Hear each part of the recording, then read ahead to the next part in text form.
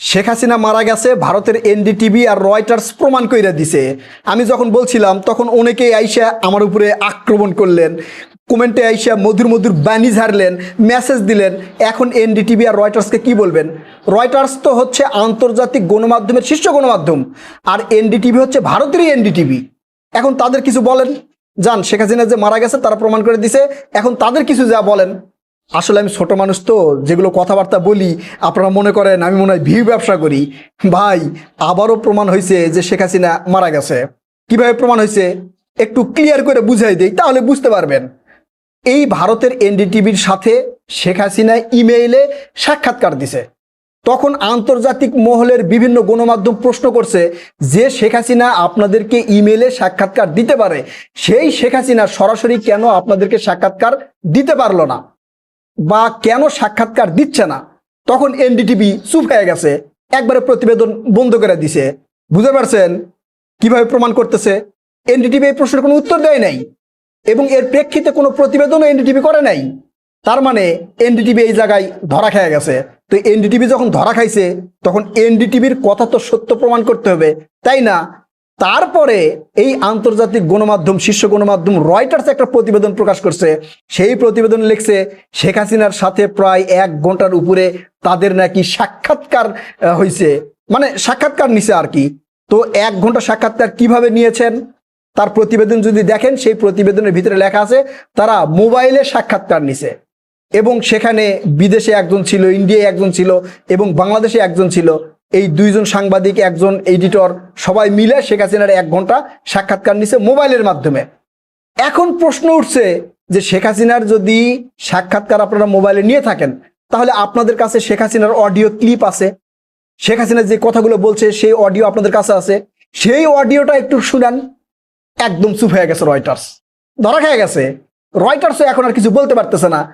কেন অডিও তারা প্রকাশ করছে না, কেন অডিও প্রকাশ করলে তাদের কি হবে, এই প্রশ্নের উত্তর তারা দিচ্ছে না।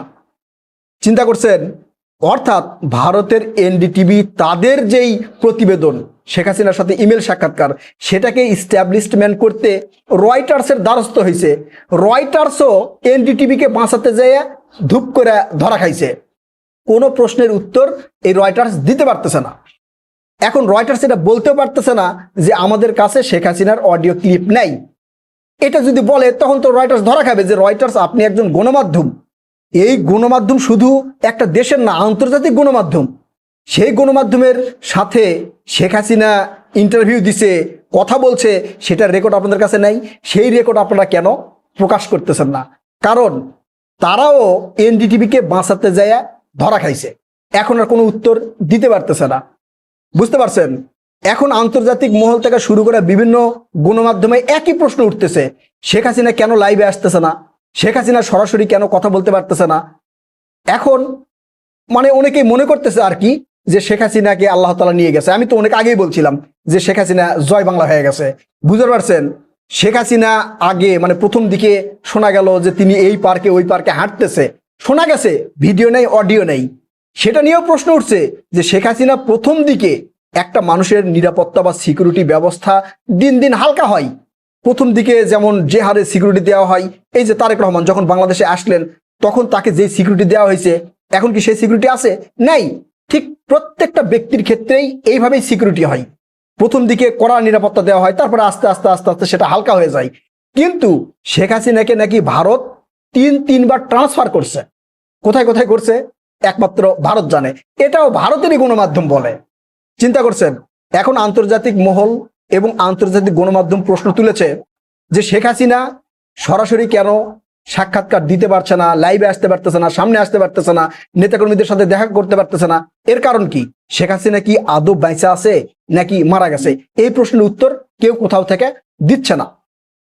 একজন সাংবাদিক বিশ্লেষণ করেছে, আপনারা খালেদ মহিউদ্দিনের নাম জানেন। খালেদ মহিউদ্দিন এই প্রশ্নগুলো তুলছে। তার টক শোতে একজন বলছে যে শেখ হাসিনা নিরাপত্তাজনিত কারণে সামনে আসতে পারতেছে না। তো নিরাপত্তাজনিত কারণে যদি সে সামনে না আসতে পারে তাহলে সে ইন্টারভিউ দিচ্ছে কিভাবে? এই প্রশ্নের উত্তর তার কাছে নাই। তিনি বলছেন আমি জানি না। চিন্তা করেন, শেখ হাসিনা যদি লাইভে আসে সমস্যা কি? এই যে শেখ হাসিনার সময় সবচেয়ে প্রভাবশালী ব্যক্তি ছিল স্বরাষ্ট্রমন্ত্রী আসাদুজ্জামান খান কামাল, সে লাইভে এসে কথা বলেছে। এবং দলের মহাসচিব ওবায়দুল কাদের সেও লাইভে এসে সরাসরি কথা বলেছে। তাহলে শেখ হাসিনা কেন আসতে পারতেছে না? শেখ হাসিনা কি আদৌ আছে নাকি নেই? শেখ হাসিনা যে নেই, জয় বাংলা হয়ে গেছে, সেটা কিন্তু আমি অনেক আগে বলছি, এখন আস্তে আস্তে প্রমাণ হচ্ছে। আওয়ামী লীগের এই যে লুটপাট করা টাকা পয়সা বিদেশে নিয়ে যায় বিভিন্ন সংস্থাকে দিয়ে প্রমাণ করানোর চেষ্টা করা হচ্ছে শেখ হাসিনা বেঁচে আছে। আসলে শেখ হাসিনা বেঁচে না। এই যে শেখ হাসিনা বলতেছে আমি চট করে ঢুকে যাবো বাংলাদেশে, এই বছরেই বাংলাদেশে যাচ্ছি, সামনের সপ্তাহে বাংলাদেশে ঢুকতেছি, কিন্তু ভারতের পররাষ্ট্র মন্ত্রণালয় থেকে বলা হয়েছে কি, এই যে জয়সওয়াল, ভারতের পররাষ্ট্রমন্ত্রী জয়সওয়াল, সে বলছে যে শেখ হাসিনাকে বাংলাদেশে প্রত্যাবর্তন করতে হবে আইনি প্রক্রিয়ায়। আইনি প্রক্রিয়া কিভাবে করবে? আইনি প্রক্রিয়ায় করতে হলে বন্দি চুক্তি যেটা আছে সেই বন্দি চুক্তির বিনিময় করতে হবে। বন্দি চুক্তির 6 খতে উল্লেখ করা আছে, কোনো একটা ব্যক্তিকে যখন বন্দি বিনিময় করা হবে তখন তার বিষয়ে নিশ্চিত হতে হবে যে যেই দেশে তাকে পাঠানো হবে ওই দেশে গেলে তার প্রাণনাশের হুমকি আছে কিনা, সে আইনের কাঠগড়ায় দাঁড়িয়ে কোনো ধরনের সমস্যায় পড়বে কিনা, বা আইনি কোনো রায় আছে কিনা, তারপর তার সাথে বন্দি বিনিময় চুক্তি হবে এবং সেই ব্যক্তিকে ওই দেশে পাঠানো হবে। এটা হচ্ছে বন্দি বিনিময় চুক্তির আইন। তো শেখ হাসিনার ফাঁসির রায় হয়ে আছে, সেই শেখ হাসিনা বাংলাদেশে আসতে চাইলেও আর আসতে পারবে? ভারতের পররাষ্ট্রমন্ত্রী জানে যে আসলে শেখ হাসিনাকে পাঠানো সম্ভব না, কিন্তু শেখ হাসিনাকে যে করে হোক বাইসা রাখতে হবে। এটাই হচ্ছে কাঠসাজি দাদাবাবুদের দেশের। কারণ বাংলাদেশের মধ্যে এখন তো আর সেই দাদাবাবুদের আধিপত্য নাই। তারেক রহমান আজকেও বলছে যে ভারতে এখন সফর করা সম্ভব হচ্ছে না, অর্থাৎ ভারতের সফর নাকচ করে দিছে, মালয়েশিয়া গেছে, চীনে গেছে, ভারতে যাচ্ছে না। বুঝতে পারছেন? তাই শেখ হাসিনাকে বেঁচে রেখে জুজুর ভয় দেখানোর চেষ্টা চলবে এই বাংলাদেশের উপরে। বুঝতে পারছি? শেখ হাসিনা যদি বেঁচে থাকতো তাহলে লাইভে আসতো, কথা বলতো, নিজের ছেলের সাথে কথা বলতো। আবার অনেকেই বলার চেষ্টা করতেছে যে বিদেশে থাকা আওয়ামী লীগের অনেক নেতাকর্মীরা শেখ হাসিনার সাথে দেখা করছে, তো শেখ হাসিনার সাথে দেখা করলে তাদের ছবি ভিডিও দেন নেই, মানে ওই এক জায়গায় সবাই চুপ। আওয়ামী লীগের পক্ষ থেকে, ভারতের পক্ষ থেকে শেখ হাসিনাকে বাঁচিয়ে রাখার মানে জনগণকে বুঝানোর একটা তৎপরতা চলতেছে, যেটা জনগণ ইতিমধ্যেই বুঝতে পারছে যে শেখ হাসিনা আসলে জয় বাংলা হয়ে গেছে। তাছাড়া রয়টার্সের মতো একটা গণমাধ্যমকে তিনি টেলিফোনে সাক্ষাৎকার দিতে পারলেন, লাইভেও তো দিতে পারতেন। বাংলাদেশের গণমাধ্যম শেখ হাসিনার বক্তব্য প্রচার করা নিষেধ করে দিছে, ঠিক আছে, কিন্তু আন্তর্জাতিক গণমাধ্যম তো দেয় নাই। তাহলে রয়টার্স এখন চুপ হয়ে গেছে কেন? তাদের অডিও ক্লিপ কেন তারা প্রকাশ করতেছে না? তারা লাইভে কেন ইন্টারভিউ নিল না? এই প্রশ্নগুলোর উত্তর রয়টার্স দিতে পারতেছে না, এনডিটিভিও দিতে পারতেছে না। এবং এই প্রশ্নগুলাই আরো নিশ্চিত করছে যে শেখ হাসিনা বেঁচে নাই। এই প্রশ্নগুলাই আরো নিশ্চিত করছে যে শেখ হাসিনা বেঁচে নাই, শেখ হাসিনা জয় বাংলা হয়ে গেছে। বুঝতে পারছেন? অর্থাৎ আওয়ামী লীগের নেতাকর্মীদেরকে উজ্জীবিত রাখতে ভারত একটা কৌশল অবলম্বন করছে। আর শেখ হাসিনা মারা গেছে আজ থেকে আরো 3-4 মাস আগে, যখন শেখ হাসিনা বাংলাদেশ থেকে গেছে তখন একবার তার স্ট্রোক হয়েছিল। এছাড়াও অনেক রোগে সে ভুগতেছিলেন, যদিও বাংলাদেশে থাকার সময় সেগুলো মানে প্রকাশ হয় নাই। বুঝতে পেরেছি? শেখ হাসিনা 173 প্রকার খাবার নিয়ে যা গণমাধ্যমে মানে ওই গণভবনে যা খাইতো আর কি, সেটা গণমাধ্যমে প্রকাশ হয়েছে। তো 173 প্রকার কেন খাবার খাইতেন? কারণ তখন তার তো মুখে রুচি নাই, যখন যেটা ভালো লাগে তখন সেটা খাইছে। বোঝেন না? এই ধরনের নানা রোগে আক্রান্ত ছিল শেখ হাসিনা এবং ভারতে যাওয়ার কিছুদিন পরে তিনি মৃত্যুবরণ করছেন। ইন্না লিল্লাহি ওয়া ইন্না ইলাইহি রাজিউন।